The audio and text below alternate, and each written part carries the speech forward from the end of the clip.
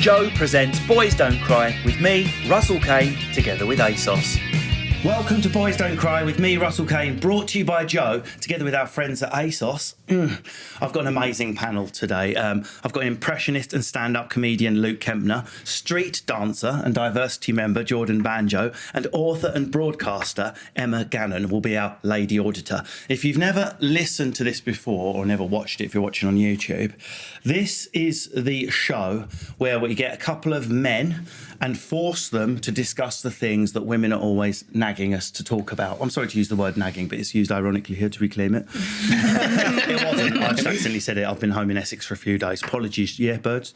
So you know, like, why don't men talk about their feelings? Why have you liked my friend's picture on Instagram? Why is that? Is there something wrong with our relationship? You know, what do men think when they're just staring into the middle distance? Why are you isolating yourself? Why are you masturbating in the spare room? I don't know. And for the record, Lindsay, it was part of a stress relief program. And also, I have got some carpal tunnel, which I was working out. You know, you can relieve carpal tunnel with a reverse spanner masturbation, which is when you put your leg on the bar and go through the leg. Anyway, it's way too much detail. The point is, it's a sensitive show around men. It's not... Listen, I love men gathered round in groups, sharing things, grief, depression, anxiety. We go there on all of these things, but the cardigans are off, and we are wearing instead the suits of Guantanamo Bay. The only way to get through to my male friends is joke, how are you?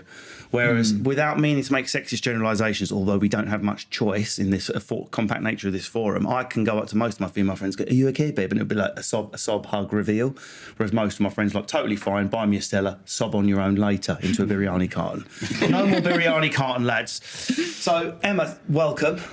Thanks for having me. I'm out of my comfort zone here, but you know, I'm pushing myself. Well, you strike me as someone not too shy in describing how you're feeling. You are, you know, you're a lady of words. Yeah. Single, married, what's going on in your life? What's your male insight level? In a relationship for nearly 8 years. Bloody hell. And talking of nagging, it's got to that annoying stage where everyone's like, when are you going to get married? And I think it's always, well, not always, but it's normally the kind of woman being like, when are you going to do it? So we're at that phase. I won't be ungentlemanly and ask you, but I will ask how old your fella is. 31. 31. 8 years, I'm just doing the maths. Yeah, you are in trouble if you're watching this. Like the clock is ticking. Yeah. Once you pass 30 plus relationship, that's A over T minus. That's he's 2 years past proposal. Well, he's like got a little bit of time because I'm 29. Right, so 6 months in. Yeah. He starts doing that thing. I would propose. It's just my knee. I was dancing with Jordan and I pulled the muscle. Do you know what the only way is to just warm my knee for a couple of years in Iron Appa, just to warm me in the sun, just to get a bit of movement into it, and then I will be able to propose. So I'll be flirting with other girls to make myself more eligible for you. This is so weird because he's just had a knee operation. Oh my God! Oh, don't get me wrong. Is he allergic to precious metals on his ring finger? Because I've actually heard that one. What if I wear a ring? No, I can't wear a wedding ring because if I wear it, I swear to God, I'm not going to say the bloke. Now, honestly, you watch here, I get like a rash on that finger, so I'm just better when I'm out. Do you know what I mean? At the club, so I don't get a rash. I've always found it interesting that women look for wedding rings more than blokes do. Like, I've never looked at a girl's hand. Like, I've never looked at a girl and gone, oh, she's fit, and then gone straight to the hand. No. Where, like, women do that. Like, my wife definitely, and her mates, they definitely do that. Totally. They look for the wedding ring. Is that a moral... Do you think that makes women more moral? Because they're like, I like that guy, assessing availability via the hand. It's like Terminator. Married, but hand, married. Whereas the man's checklist, will she touch my willy? No, move on. Any checklist. Are you married or what's going on with you, Jordan? So I've got a girlfriend. Yeah. Well done, you, Jordan. Virgin.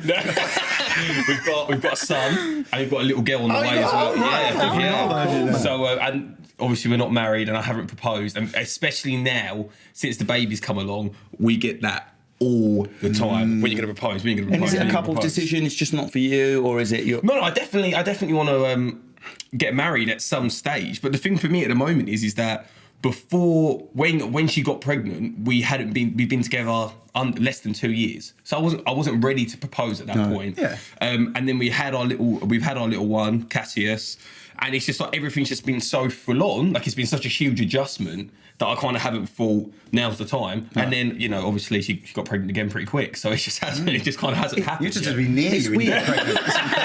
Watch out, guys. Yeah, exactly. I mean, I am feeling.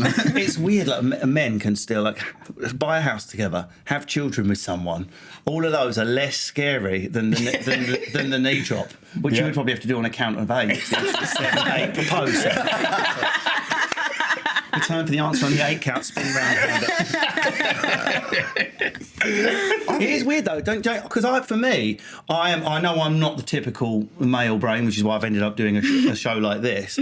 But for me, kids is way beyond the commitment of marriage. I think absolutely. It's a lot harder to even like buying a house. I've got mates who like they bought houses with their partners, and I'm like, it would be harder for you to get out of that than it would be for me to get out of my marriage. Yeah. Well, that's like my situation because we bought a house together like 5 years ago. Yeah. And so we're tied in. Like it would be so awkward now to. I also think that there is so much pressure with this whole marriage thing when I really think like in 2019 it really doesn't matter, like because like people say thanks mate. Thank you. Because my girlfriend thinks that I didn't care. I said what? Marriage is just a ring. And then when you propose, I was yes.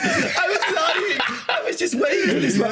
Has there ever been a woman that's gone, we discussed this, I told you I'm not really into marriage, I don't see the romantic side of it. I was telling the truth all along. 99% of the time that girl, the lady I think is just saying it.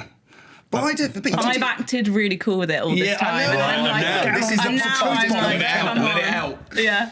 But I don't. But people always say that. They go, "How's married life? What's changed?" I'm like, "Well, nothing." Because when you've been with someone for that long, like nothing's going to change. It's a nice party and stuff. Yeah. If anything, doesn't it kind of fizzle out? It's great. I mean, you feel like slightly more connected, and it's an amazing day. It is the best day ever. But I think I'm going to say something vaguely unpopular. I'm not sure. Nigel Farage for president. The notion of a wedding, it's not that I don't want to get married. For me, the thought of shelling out, I don't know, 60 grand on a party just doesn't leave me quite comfortable. No. It just makes me go like, what? Not in a horror, especially now we've got kids. Like, what is the point? It's interesting what you're saying, John, because when me and Lindsay got married, I said to make it about the day and the commitment. Your challenge, Lindsay, because she wanted to plan it, that was her choice, is to bring it in for the national average. So whatever the average wedding cost was at the time, 17, 18 grand, that's how much we had to do it for. Just to cut off, it's 30 grand now. Well, we've been married for 4 or 5 years, so it's gone up. Yeah, but do you know what's funny, mate? But still, you should. The average is what you should. But she won't have spent that. She'll have told you that's what she spent. Exactly. Because I had the same thing. I did wonder where one of my kidneys went. I woke up in a bath of ice, and Lindsay had loads of cash. I remember we were like sat around doing the wedding, and like we're sat there like with her. We had like a big list up, and my mother-in-law and my wife, they're like writing all this stuff up there, and I was like, I am not spending more than that because I think it's like, I totally agree with you. I'm like, I think it's immoral to spend that much money. What did you get to? Will you share what did you get?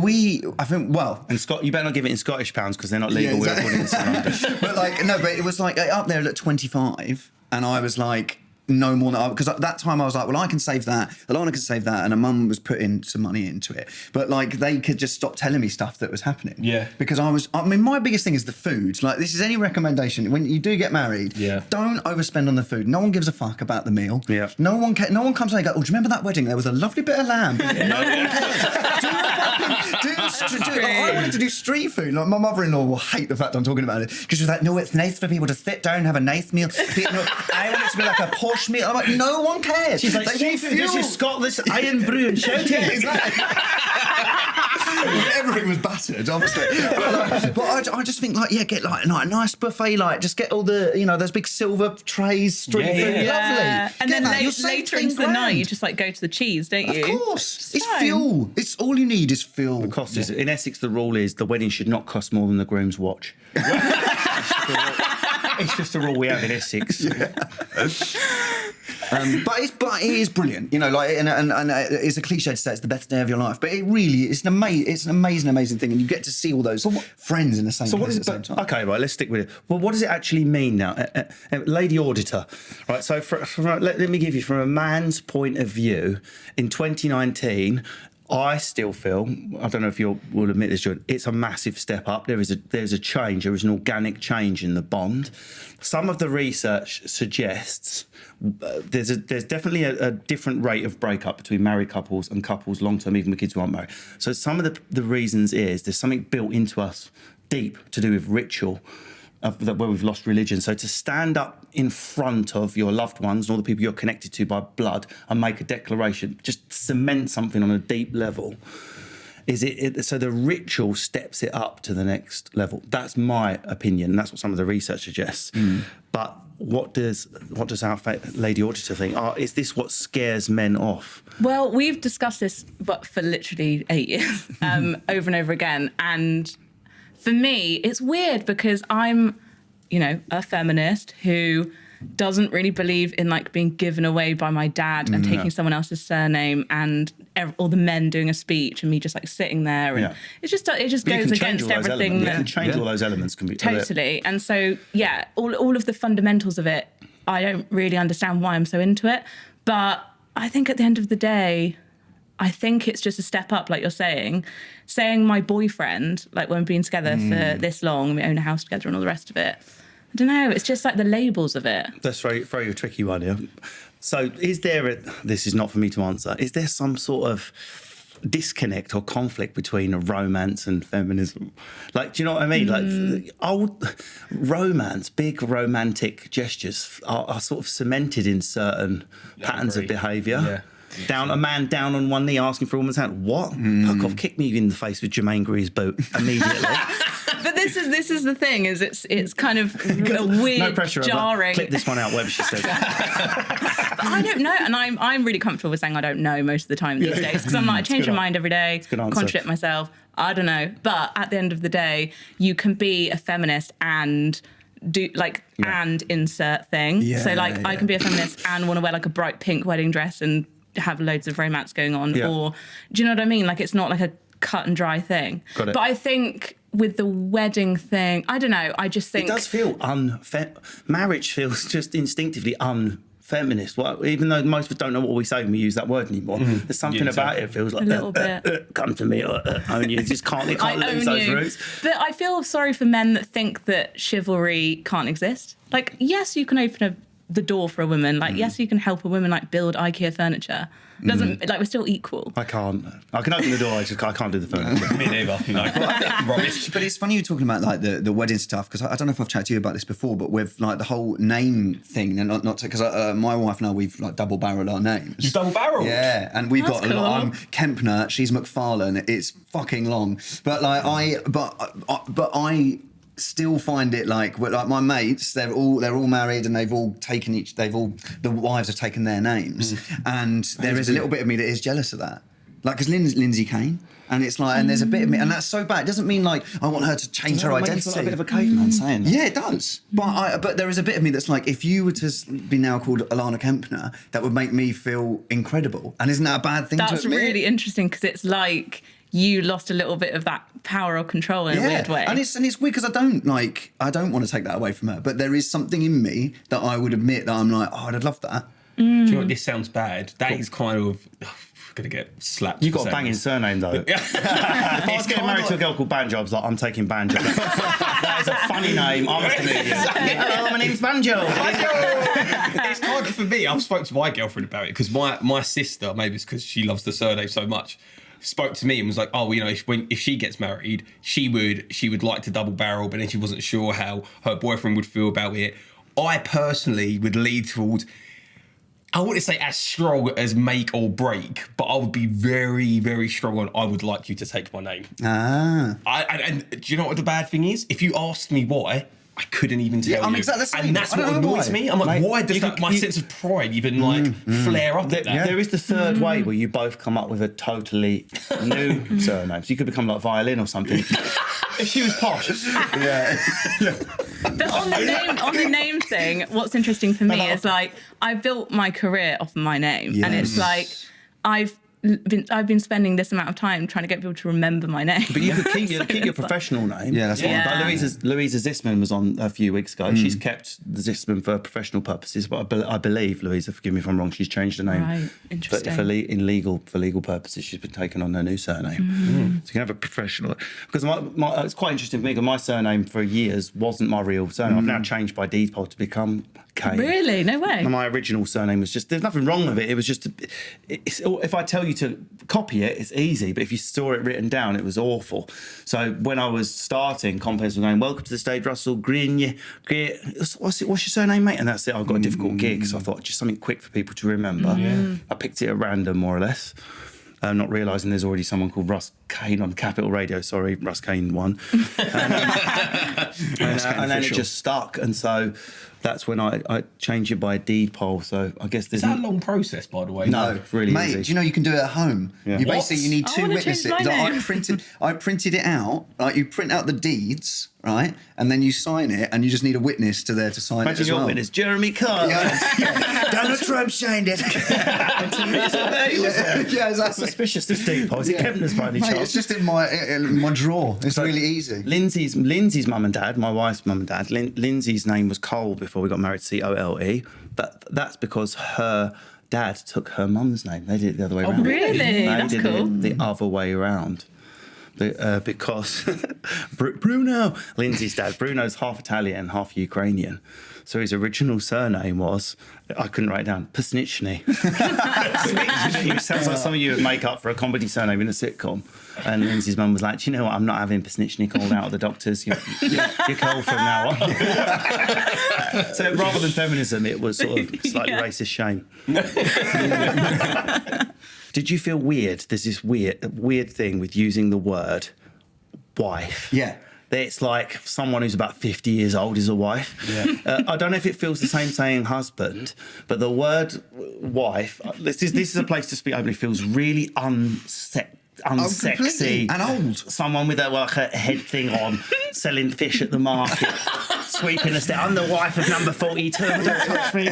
Shave, you need to shave, go away. And that's what the word wife conjures up. Yeah. Something from old Dickens novels. I know it sounds strange this in a completely different way, but I felt weird saying, like, when my little boy was born, even now I say little boy, I felt weird going, my son? Oh, no. It needs to feel really like, this is my son. Like, it's a Lion King. You sound like the little one or something like that. Yeah, I would say little one or my little boy or, Just dropping off a nursery like that. Oh, Savenya!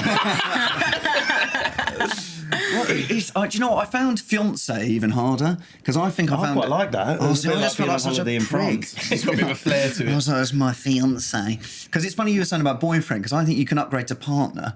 Yeah, but then it's like... Partner, because of I am, when I said partner, everyone was... Yeah, well, likewise. People think I'm I lesbian. can't use the word because I'm like, my partner, and they're like, oh, what's he like? No, she. And like, yeah, But people say nicknames. partner now just to like test the water, don't they? Like, do you have a partner? I do all the time. Yeah. But I do feel like when I say wife, people immediately think, oh, he's 5 years older than I thought originally.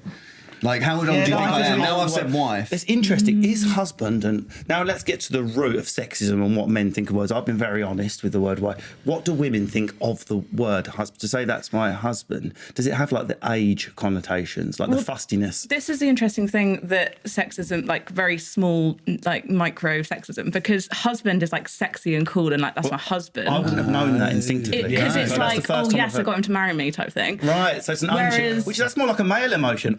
Branded in with an oak. Can I leave the cellar now? Not until you've been milked. That's what women do probably sound like when they're together. That cave woman Not thing. quite turned on during that story. Anyway, carry on now.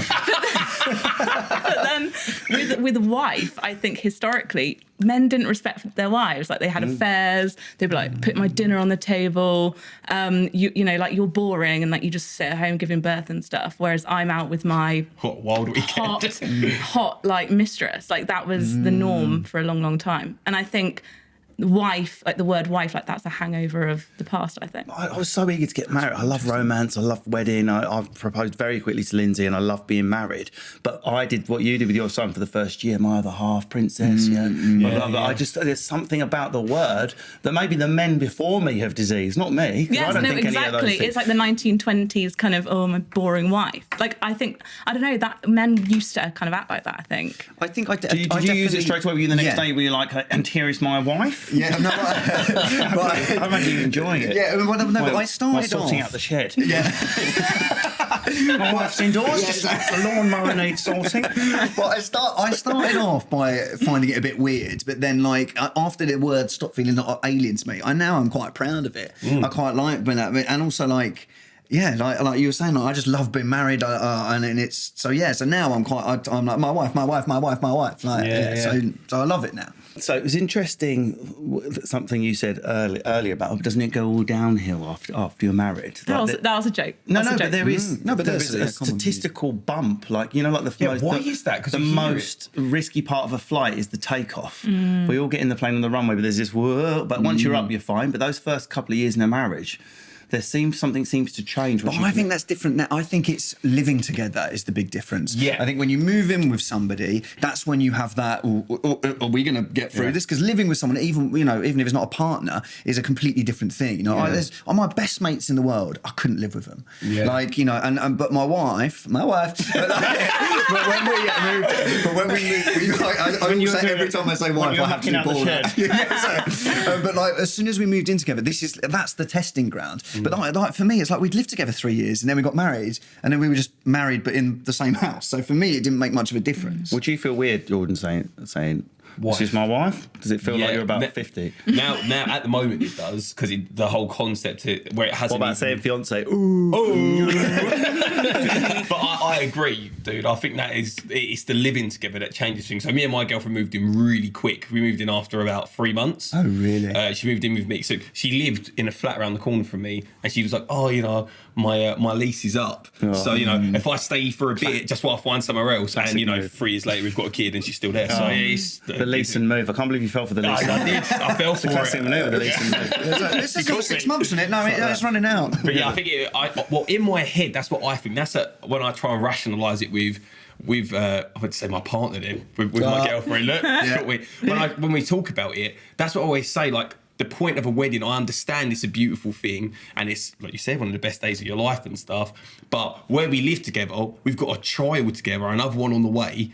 Nothing's going to change. So it's like we're literally throwing a party for everyone else and spending all this money to then go, let's go back home. Yeah, and you've got other stuff to worry about. Yeah, I guess. That's more important than a wedding. And my favourite couple in the whole world, I mean, as in like from afar, couple goals for me, Richard Curtis, the king of rom-com comedies, and Emma Freud, not married.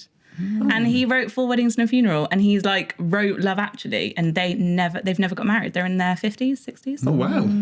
It's interesting. It's cool. That is it's kind of interesting. cool to be like, she's like, I think she's 55 or something, and she says my boyfriend.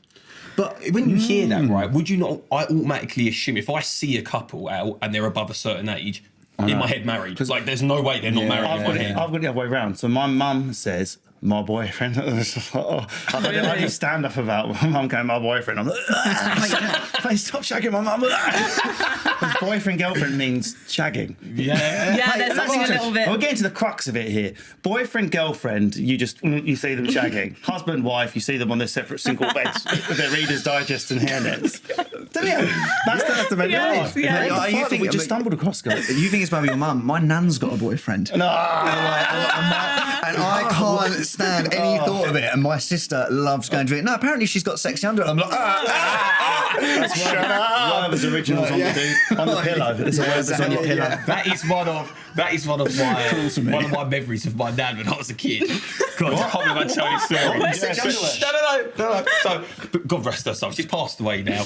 But I remember being taken home from school, and I was sat in the front. My little sister's in the back, and I was about 10. My little sister's about 9. And my dad talked to her, and I said to Emilio, I'm not in this just for the sex. I'm like, Nan, I'm 10 at this point. She clearly needed to vent to someone, so she only had her grandkids. And I remember just sitting there going, what is going on? Even at 10, I just knew it was weird. But mums is one thing, Nans is different. Nans is different. Sorry, Nans, you've got to stop having sex. As soon as the grandchild, that's it. She could have said, I'm only in it for the sex.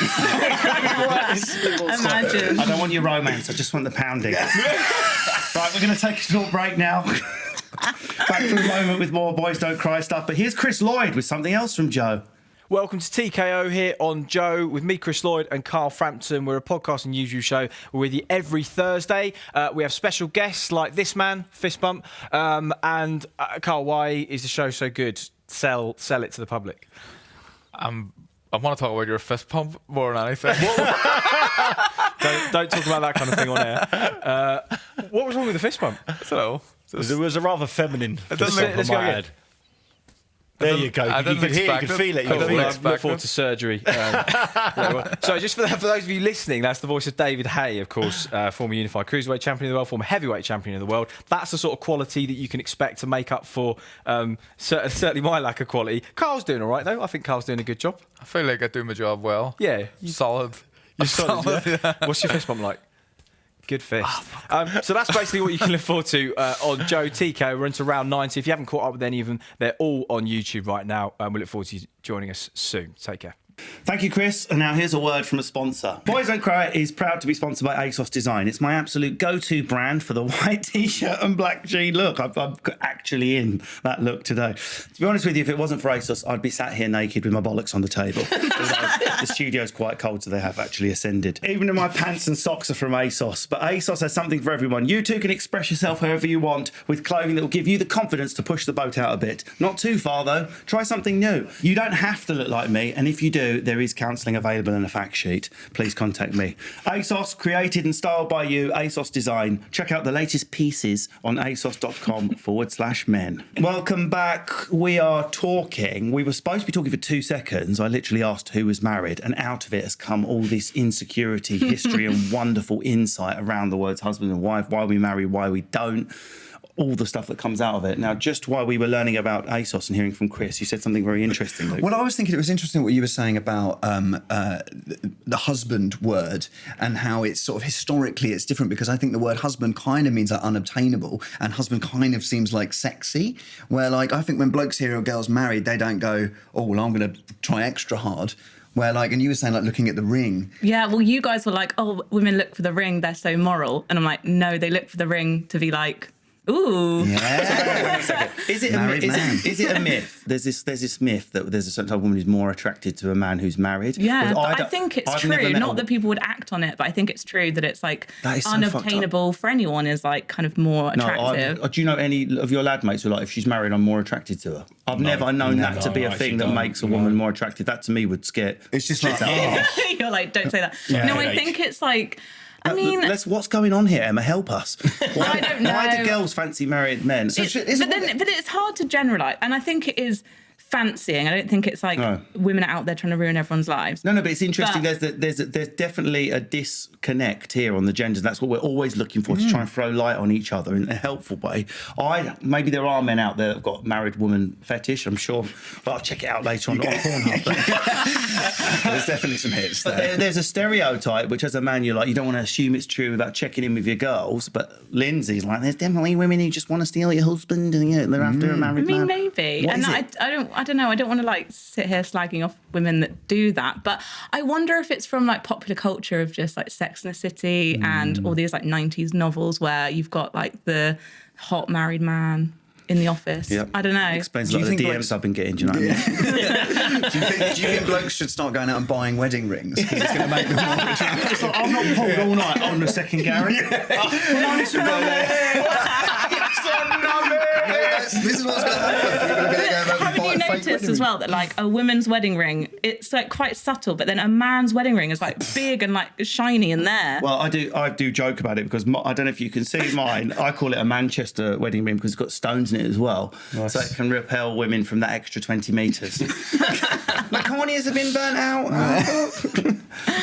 No, I don't think anyone's going around like actually trying to ruin marriages. I just think it's a weird attraction. I think thing. I was more asking, is there some sort of visceral, instinctive, erotic charge that women feel when they see a married man that men aren't experiencing when they see a married woman? It might be something. It might be a biological phenomenon. It's interesting that it doesn't happen the other way around. You'd think that it would. I'm sure. I think it would be so small. It would be in the sort of fetish category rather than something girls could. I could imagine girls in the pub going, "Oh, it's so wrong, he's married." That's but it. Makes It's girls in the pub just being like, "Oh, he's married." But what's going on there? What's driving that erotic charge in girls and taking it away from men? That's what I'm interested. No idea. Also, I love how I'm like, women do this. It might just be me. It's not. It's definitely not. All women put this pink glove on and hop around the house. I'm an octopus. I'm an octopus. We all do it. It's just you, Emma. Yeah. No, but Emma, like my wife, and her friends, definitely. I've got a wife. All right? Yeah, I'm married. Yeah. If you're interested, girls. Just saying. But like sliding. But genuinely, my wife and her mates, they would definitely have all of the same opinion that there's something a little bit hot or a little bit naughty about the fact that he's married. Yeah. Definitely. And then I think it comes to the fact that I think married men and women, I don't know, like when a relationship breaks down and the married man cheats on the wife, it's always like the woman's blamed and not the man. And I feel like that's another thing. And there's a lot of films out there where the women like get together and like become friends, but I don't know. I've heard of a version of that. I need to be careful here, where it's kind of like, so if I received an inappropriate message or inappropriate attention, I think I can handle that. I'm a big grown-up boy. I can handle it. Just the way, if I see Lindsay, as long as she's not being menaced, I don't barrel over, go, my wife, or knock someone up. Lindsay's getting chatted up by, but I know she can more than handle herself, and I leave her to it. Whereas when it happens the other way round, Lindsay's like, I'm not saying you would do anything. I just know what's in that girl's mind. Oh my! So I'm not, and I'm being disrespected by what's in her mind. I'm like, excuse me, I'm not going to be dragged into a van against my consent. Although, what would that be like? But I knocked out and Viagra. Oh, I'm not responsible for Viagra. No, that is so interesting. I've heard it a lot that females say she's disrespecting me by what she's thinking about you. It's like, yeah, but I can handle it. I can say to you, excuse me, I'm married. I can message back and say, oh yeah, blah, blah, or subtly go, yeah, me and my wife sometimes go to that bar and handle it in a way that no one gets in. You can take the ring out of your pocket, put it back on, and then they know. But we have to have the Liam Gallagher fucking story, like, yeah, fucking next time I fucking sing and all that. Why is that? Is that because historically men have buggered it up so bad we can't be trusted? Because I feel there's an implication when a woman says that to you that she doesn't trust you, don't you? Yeah, 100%. Because I say I have this debate with my girlfriend all the time because she says to me, "Oh, it's not you I don't trust girls around you." And I say, I don't know what sort of irresistible sex god you think I am, but it's really not that. Like I don't go out and people just like girls just run up to me. I was like, that doesn't happen. But she's implying you don't have the power to consent. And that's what I said. And even if they did, what difference would it make? Yeah, exactly. I would be like, okay, and that's the end of the conversation. You move on. But yeah, it's literally all based on that. Like, even if I'm going out somewhere, like, there's a restaurant in Essex, sheesh. Yeah. Sheesh, if I'm going there, all right. If I'm going there, or I say I am, like on their Instagram stories, there's always like really nice looking girls there. And immediately my girlfriend's like, I don't need to go. And I'm like, why? Why? She goes, it just makes me feel uneasy. Like, obviously, she would never stop me from doing anything. She said, if you want to go, but... She does give you the key now and again, you let yourself out. Literally, I take the chain off and I'm free to go. But yeah, I know it makes her feel uneasy, and that always confuses me, because it wouldn't bother me if you went somewhere and a guy... Even like you said, if I saw someone speaking to her, I'm not going to go over there. Do you know what I mean? I'd never mug myself like that. Yeah, unless Lindsay's being assaulted or threatened, I let her 100%. If it's my best mate, I would have to have a word. Like, I'd be hurt, not aggressive. I'd be like, you know, what are you doing, Darren? I haven't got a friend called Darren. But you know, I think that would upset me. But if it's a stranger and oh, you're fucking fit, you, hold on, I'll be like, I'll pretend I'm not with you. It's just not worth it. What's the point of me getting my fucking teeth ruined when she can handle herself? But you know, Lindsay, particularly if this is not just you, Lindsay. It's becoming immediately apparent. It's quite a few women have have an issue with you just being in a place where women are giving you the attention. Now that's interesting, Emma, because that's like the language men used to use about women. Like, you don't have the power to resist because your consent doesn't come into it. They could take you by force. It's take you by force language that's being used there, isn't it? It's like, you're not going to be dragged from sheesh by a group of girls.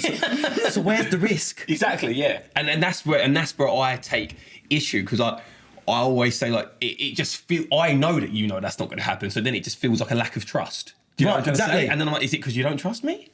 You're being quiet, Kempner. You know, you're a delicious-looking gentleman out there on the comedy circuit. You could literally change into Brad Pitt and just do his voice. Yeah, exactly. Yeah, girls asked me to do that. Most girls are like, just be someone else. Anyone else. Exactly. So is have you ever heard this from... Do you know what I was thinking? Would she be like, it doesn't matter if that girl's chatting you up, I trust you to handle it with your man? She'd say that, but she doesn't mean that. Like, there's interesting, I'm going to say this now, but I showed you this picture the other day. So I presented a football awards with Laura Woods, who's a sports presenter. She's an attractive girl, they took pictures of us on the red carpet together, and because we were the hosts together, they were like, "Oh, stand together," and Laura jokingly like put her arm on me as if we were a couple for one shot, right?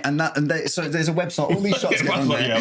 Yeah. So there's all these shots. Alana doesn't even know this. I would hack that hard drive tomorrow. So there's all these shots on there, and then there was another shot where we were just standing next to each other like that, and the picture I sent to Alana was not the one where Laura had her hands on me. It was the one where we literally stood side by side like soldiers. But I think Alana would. Alana sometimes she'll say like, "Oh no, I think I like the fact that girls are attracted to you," like, because and I like the fact you're flirty. It's different if you're walking along, the girls are attracted to you is different to a girl that say she might half know DMing you, and going, "How are you? Oh my God, single life so tough for me. What's your life like at the moment?" You know, like a little bracket hint. Yeah. No, I don't think she'd be happy with that. But then but not be happy with it or want to step in and turn into a bulldog. I mean, she's no disrespect, Linz. I mean, that's Alana Woods, like, she does say things, I fucking kick our cunt in. There it is. There you go. That's what I was fishing for. Can I say those words? Where's the ambiguity in that? She's not really like that. She just threatened to kick the cunt in. I'm going to put that in the same category. Oh, God. That's so funny. I've said that on a podcast. She has said that to me. She was like, she fucking touched it, I will kick her cunt in. There we go. But that is so interesting, because it's just what you said. It's like, it's reverse, and women are like, I own you, and I will beat up. What's going on there? Is it a lack of trust? Is it something instinctive? Is it the age of social media that's all like perverted and altered the way we behave? What if you had to put your finger in it? And we know you don't represent all women. Give us the Book of Gannon. What does the Book of Gannon think is going on there? What, in terms of the psychology? Why is it? I'm clear. Let's just as a thought experiment say that there is no possible way I can cheat in that environment. Cannot happen. 100%. I'm not going to cheat. It's not just hypothetical. It's true. So why is Lindsay bothered if I'm in a bar and girls like, "Can I have a picture with you?" and she's whispering in my ear and saying inappropriate things? Why can't I be trusted to handle that? I mean, I obviously can't speak on behalf of 50%. No, I'm asking for the Book of Gannon. The Book of Gannon speaks. I think that there's some element of like imagination that's going into that. And it's been said that like women do need more like imagination when it comes to things. Like men are very physical and we think a lot. Like we do. Women think a lot, and I'm not saying men don't, but like we analyse things, and I don't know. I don't want to generalise. It's so hard not to. Okay, but well, let's make it about. I just want to get about Emma's. Let's make it about Emma's fella then. Come on, you pushed me there, Emma. So we never go out, so this is like totally. I mean, I'm like, wow, you got up to clubs. Do you have the key? The way it would be phrased in my community is, she's taking the piss out of me. It's what's in her head that's annoying me. I don't trust her, which does not make logical sense. It doesn't make logical sense. I'm not going to be drugged and wake up in a van with some staged pap shots. Hopefully not. I suppose it could happen, but that's not. I don't think that's what. So, would you have that? Could you feel that charge in you? Could you imagine feeling like that? Going, she's thinking, or would you be like, "Oh, it's so funny. I'm going to let what's your fella's name? Sorry. It's called Paul. I'm going to let Paul deal with it, and I'm going to laugh from drinking my wine while he handles it. Or would you be thinking, I'd love to fucking kick on, you know, where as Mrs. Kempner, the Clan McCullen 5 name would say. This A similar thing happened actually recently. Yes, finally. The Book of Gannon opens. It was weird, and this is why I don't know where it comes from, because it's like an out of body experience when you don't know why you're acting the way you are because there's no evidence or there's no reason. Like, he was talking to someone in a bar, a friend of a friend. She seemed really nice, and they were getting on like really well, and I was just drinking my drink, just like looking at them, just livid. They're getting on, and it was like there was no reason to think that, but my brain went there. So why? Exactly. I don't know. And there's been like a decline in male old school and punks. We're not speaking for everyone, but I come from like fucking white working class Essex background, and there's a decline of jealousy amongst those types of men where traditionally it was the pork you in half. You're speaking to my missus, and whereas now it's like fuck it, she'll sort it out. I mean, what the fuck is going on? Currently, like if a guy was talking to Nay, it wouldn't bother me. But I'll tell you what does bother me, and I think this is where my kind of like a jealous side creeps in. And normally I don't like to admit to it, but it's just the fact, like, if someone said, oh, I know Nay's ex, I would immediately be annoyed. Yes. And I'm like, why? Like, it's completely So hang on in a the second. past. So it's if someone knows her ex. So if someone brought up her ex, like the thought of her having have been in with anyone before me really winds me up. Mate, I can't watch Line of Duty because of that. Really winds me up. My wife used to watch Line of Duty? Yeah, she used to go That's out a with very Martin specific Constant. annoyance. She used to go out with Martin Constant in Line of Duty, and so I now can't watch one of the greatest shows ever. You can't watch. No, because it just, I'm like, no, I can't enjoy any of that. Yeah. Bloody Ronaldo tried to get into Lindsay's pants. What? Really? So you can't even support Portugal anymore. I know. Jealousy is normal, though, isn't it? This is something I've not been hit with this branch. I don't have the psychotic about the partner before. I know it's very common. I wondered whether it was more common in men than women, or more common in women. Oh, it's really common in me. A lot of my friends don't. A lot of my friends actually don't mind it when I think about it. But me, I don't know if it's like a. And this sounds horrible. It becomes not about her.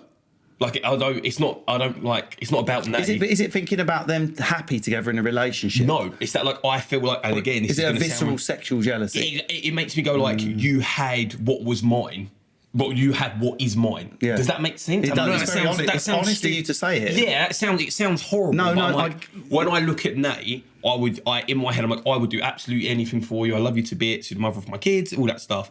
But then I'm like, the fact that someone else had that with you before, and then they were like, oh no. I don't know, it just bothers me. Yeah, of course. So any thought of that, and then in my head I'm like, it's so stupid. Like, we love each other, we're together now, we've built this life together. All that's irrelevant. Past is past, everyone moves on. But if I even hear a niggle a bit, I'm back to I'm angry. But in the same way though, because all of my female friends have that type of jealousy. They're all obsessed with the one before, not the two girlfriends before, but the one before. Like, she's waiting just in reserve in case you drop over, you'll be subbed on.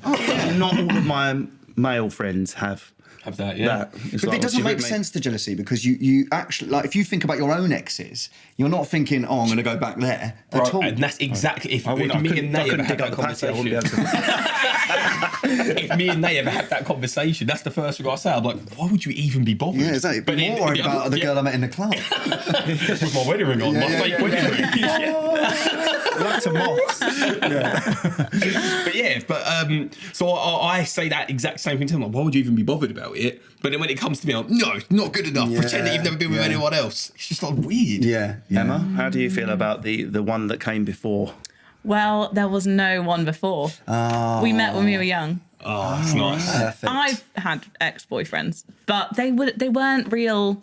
Like, you know, like when you think 21, you're in love, when you're like 18 and you're like, I'm deeply, deeply in love. Oh my God, I was deeply and then in you love grow at up and 16. you're like, I was not in love. That wasn't love. What was it then? It was just like like Ebola. I was messing throwing around. up, crying. I was like, fucked up. I didn't leave the house. I mean, that was intense for me. Yeah, If that wasn't love, what was it?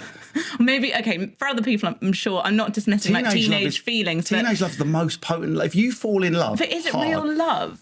I think it's the most pure, plummeting, raw, vomiting in the toilet if they even go on holiday without you, die if they look at anyone else, die if they split up with you. Romeo and Juliet, Shakespeare version of love. Yeah. Like an illness. That's the thing, though, and maybe this is not a popular opinion, but I feel like that, like puking in the toilet, like really fancying someone loads and them dumping you, like, it's not, like, you didn't love each other, or it was unrequited, so is it real? Like, is it...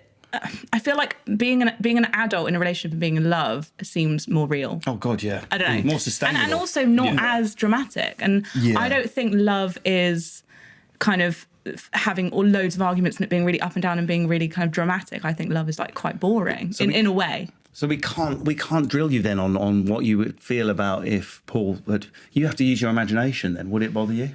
I mean, he's been with other people, you know, intimately. Like, it's not like he's never touched another woman before, but... God damn it, Paul! Like, sometimes at the very beginning of our relationship, I'd ask him about it because I'd just be nosy.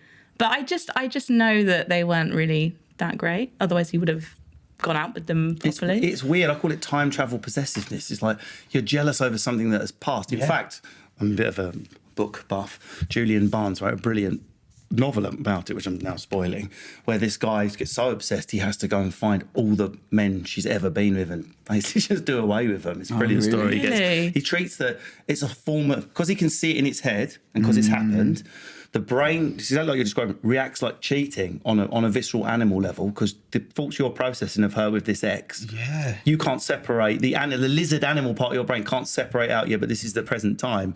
So the chemicals and neurons in your brain are going, but she's with him in your imagination and has been. So the timelines get muddled up and that's why you experience jealousy absurdly in the present about something that's in the past, which can, go full Glenn Close for some people, men and women. It's interesting what you said, that you said you've asked questions out of curiosity sometimes.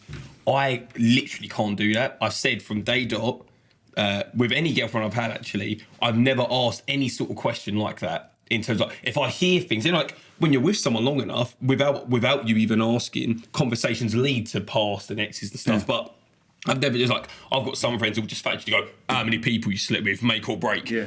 For me, by the time Winstraw's lost his place. By the time I care enough to ask that question, it gets to the point where that's asking a question I don't want to know the answer to. Because best case scenario, you say a really low number and then my jealous head goes, oh, and it meant so much and now I care. Or you say a really high number and I'm like, oh no. And then at the end of the day, that shouldn't matter regardless. Do you know what I'm trying to say? It's like the weirdest thing that rationally and logically, if I sit down and think about it, I actually go, there is no reason for me to care. But in some weird, irrational part of my mind that I can't control, I go, I'm bothered. It's like the most bizarre thing. And is that the thing that marriage sort of puts a line under in a way? Because you're the one, marriage, just because we're wrapping up here, so I'm trying to find a neat little way for you, gallery.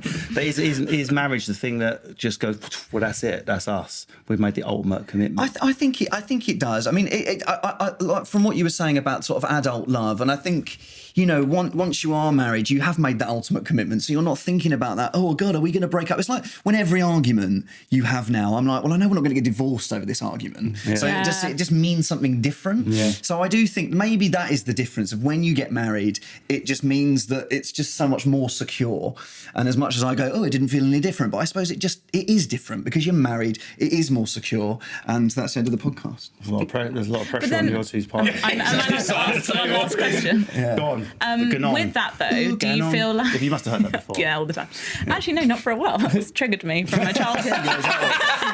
No, I'm joking. But is it like having that cushion of like, we're married and we won't break up over this? Can you then be like meaner to each other in some situations because you're like, we can like, you can't leave me type thing? Or you could argue it makes you work harder to resolve. Your resolution skills go up a notch as well. Yeah. I don't think so, no. I don't think I'm married, fuck it. Let's beat the shit out of each other in the lounge after a bottle of Merlot. I wouldn't say so in my experience. I still stand by my initial sociological remark. There's something in the ritual that's hard. With all our 2019 Dawkins brains, we cannot get rid of. We're hardwired. Fucking cave people stand up in front of each other, ceremony, song, storytelling in front of the village elders. There's something in there. I think it's beyond old fashioned. It's Neolithic, what I'm saying. But I think there's something there. But I think that's what, like, when people are sort of talking about marriage in 2019 is not the sort of like everyone should get married. I don't think like that's the common opinion anymore. No. So when I do see people that get married that I don't think should, I'm just like, why did you do that? Because I got married because we're perfect and incredible and we love each other and it's just amazing. But I see people happen, I'm like, why? You didn't have to do that. It's a bit like Brussels and the United Kingdom in the 1970s. But we are out of time, guys. That's honestly absolutely brilliant. That's it for Boys Don't Cry this week. Thank you to our friends at ASOS. Thank you. This, by the way, from the ASOS website is a new look long line t-shirt, which means it covers my batty. Thanks to our friends at ASOS, to our guests Luke Kempner, Jordan Banjo and Emma Gannon. Ooh, Gannon. I thought I coined that for the first time. Sorry, Emma. Don't forget, we're a podcast and a YouTube show. Leave us a review or a comment if you like. If you don't, why did you bother listening in the first place? Go somewhere else. Marry them. Thank you for watching Boys Don't Cry with Russell Kane, brought to you by Joe, together with ASOS.